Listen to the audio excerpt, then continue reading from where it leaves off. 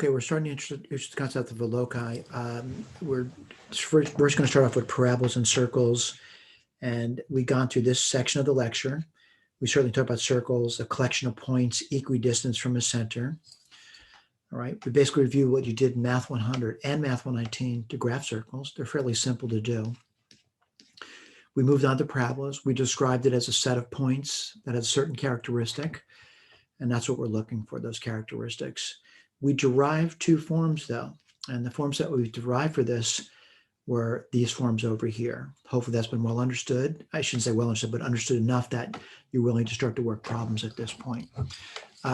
So what we want to do now is we want to go to examples. And as we go to the examples, we're hoping to drive across the points that are presented to you in lectures. The goal, though, is for you to do the problems independent, right? That means you do it without someone telling you what to do, right? You'll know what to do once you master the material. So I'm going to switch screens. Just give me a moment to do so. Give me a second here. Give me a second here to plug in.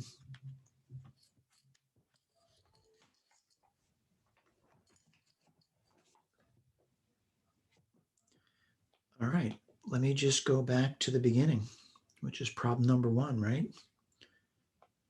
And number one, what I'm looking at is, it says find the standard form of the equation of a circle. And it's something you learned about in Math 100. I'll write the standard form down for you. The standard form is x minus h squared plus y minus k squared equals r squared. With you understand that r is the radius and the center is h comma k. All right, let's see if we can do that. And by that, I mean, I think they've given us, I know they've given us h and k.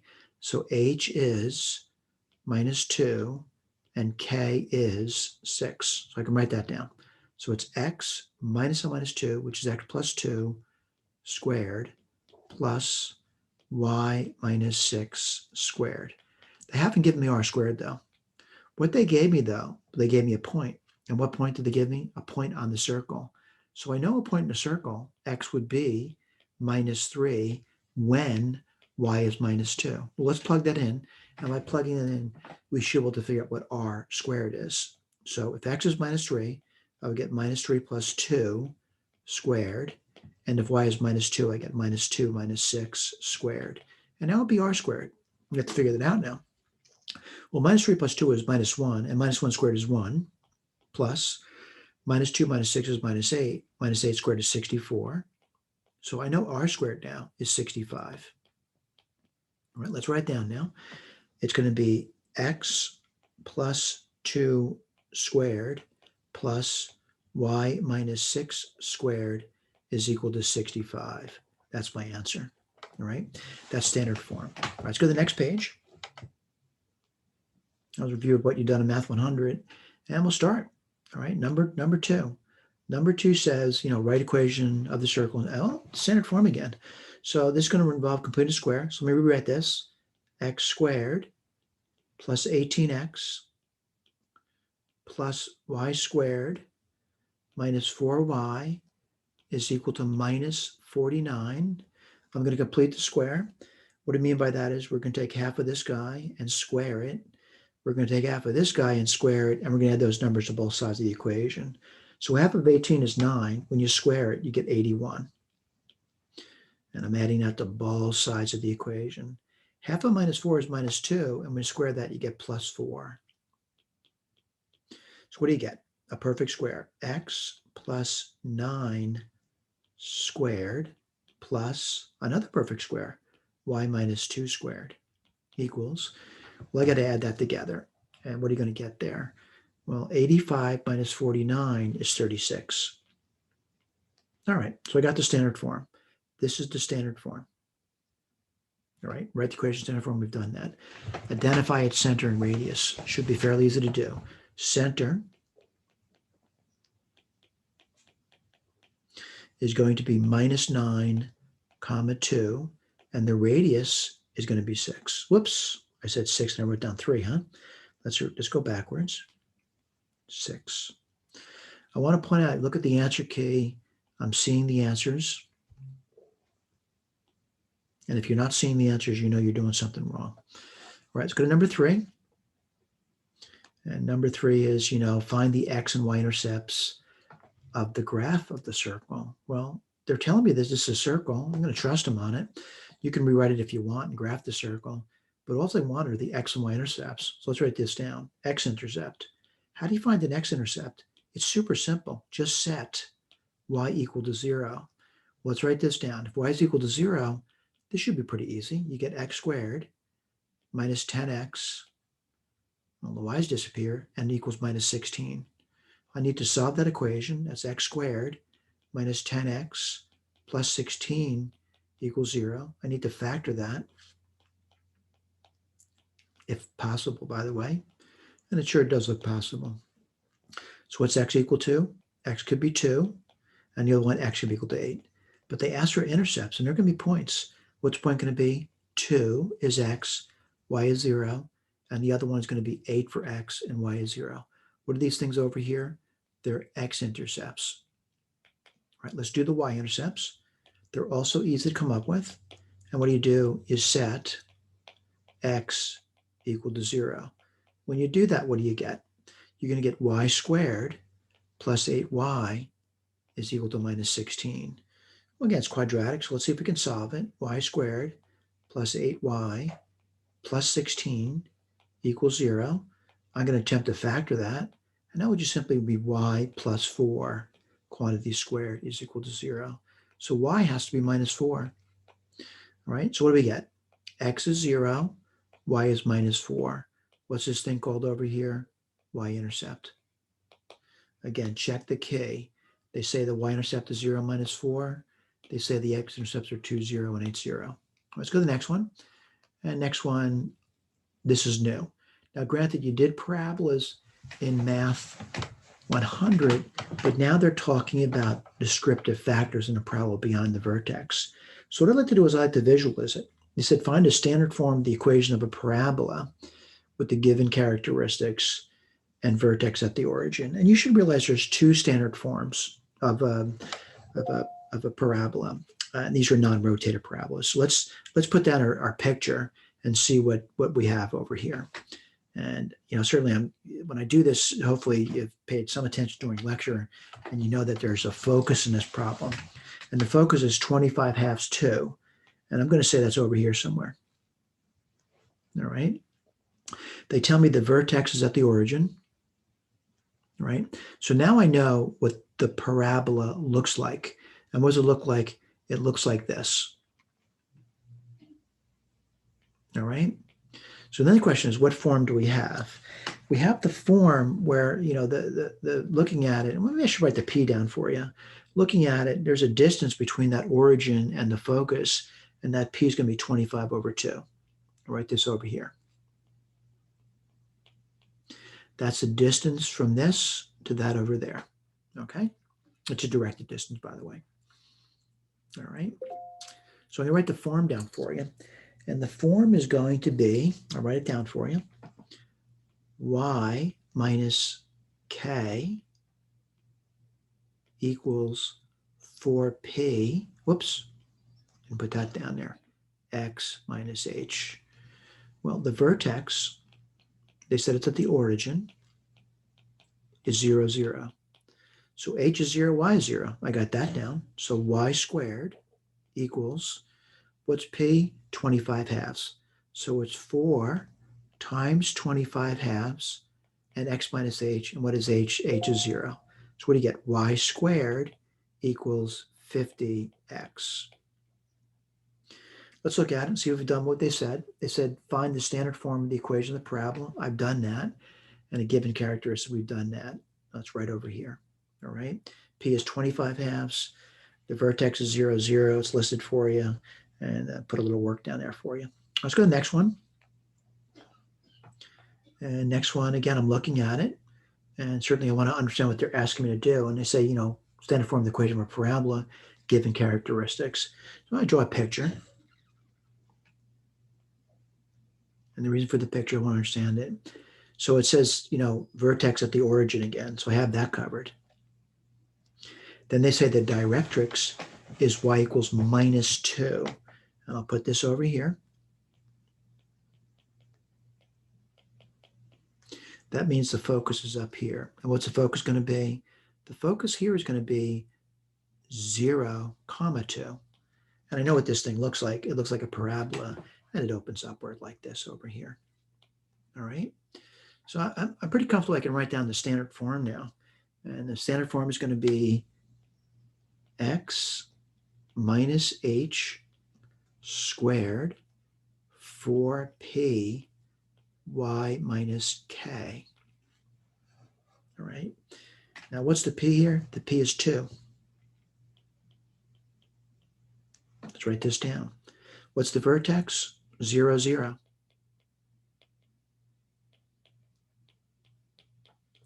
So what do you get up here? X minus 0 squared. P is 2. You get 8, right? Because P is 2. 4 times 2 is 8. Y. Okay, let's go to number 5. I'm sorry, we just did 5. Let's go to number 6. Whoops, number 6 to be next page. All right, number 6, a little more complicated, but thankfully they give me a picture. So let's go through it. It says, find the vertex, focus, and directrix of the parabola. Well, first thing I got to do is I got to get it into that standard form to do that. And let me just put that down for you. So I'm going to say, looking at it, I'm going to say y squared is minus 1/7 of an x. Y minus 0 squared. Well, I got to write this thing as, 4p.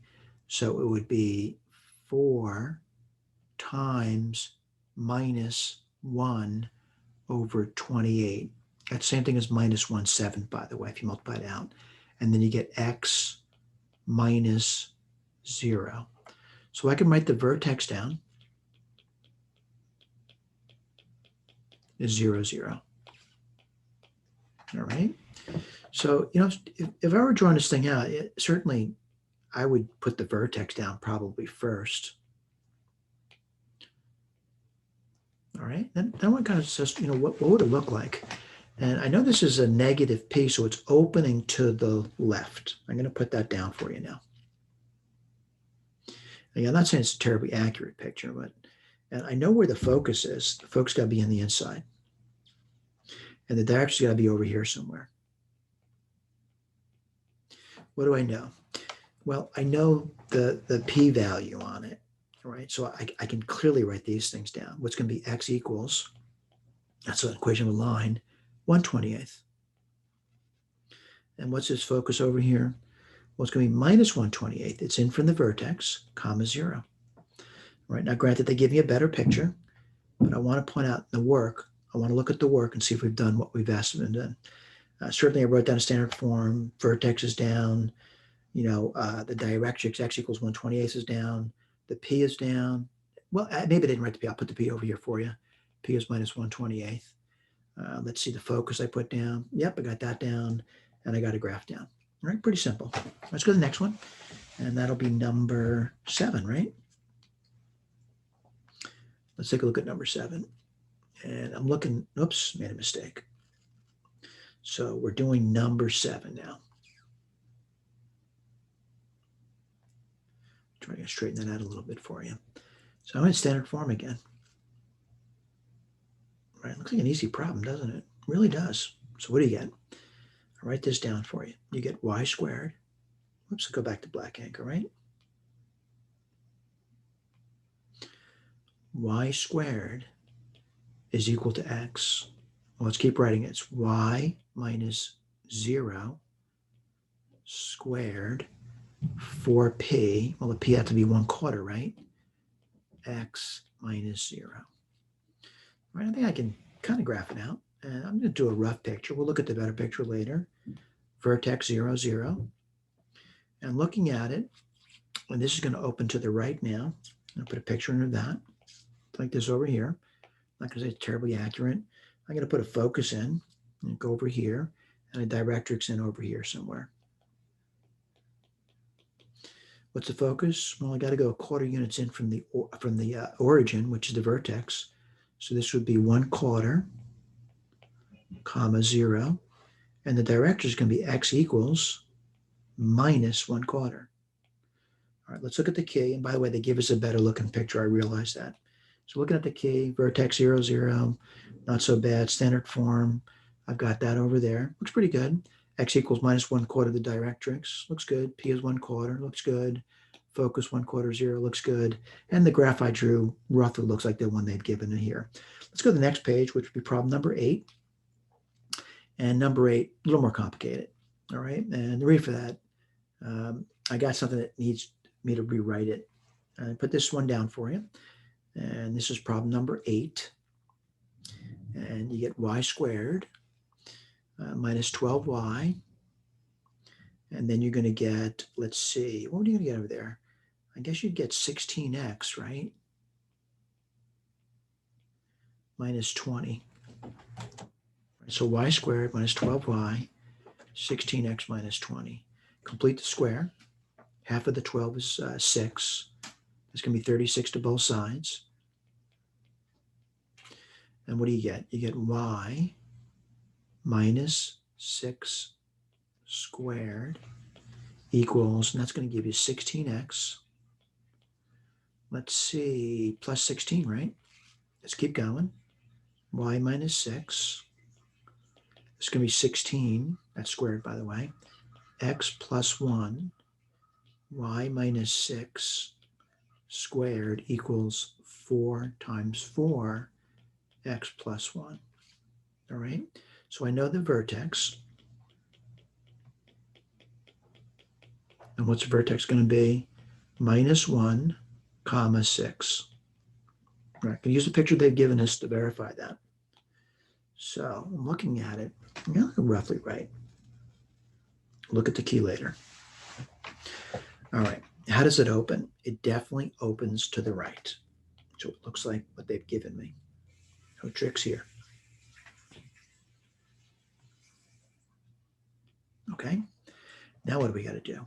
We have to move in 4 units to the left and the right. So it's this point over here. What's that going to be? Well, if you're at the point minus 1, 6, and you move 4 units to the right, where would you be? 3, comma 6. Now the question is, what's the directrix, this thing over here? It's going to be x equals. Well, I got to move in 4 units from the vertex to the left. What's that going to be? Minus 5. Right, if you look at the key, I want to point out the key is given to you for a reason, for you to look at it. I want to point out the vertex is given. I'm seeing that there. They give me the standard form. That's right over there. 4 times 4, x plus 1. P is 4. Not so bad. I didn't write that down, but I clearly see that. X equals minus 5 is a directrix. We have that written down. Focus, I said, was 3, 6. I have that written down. And yeah, I kind of cheated by using their graph. And I can't say I feel good about that, but these graphs are pretty simple. All right, thank you.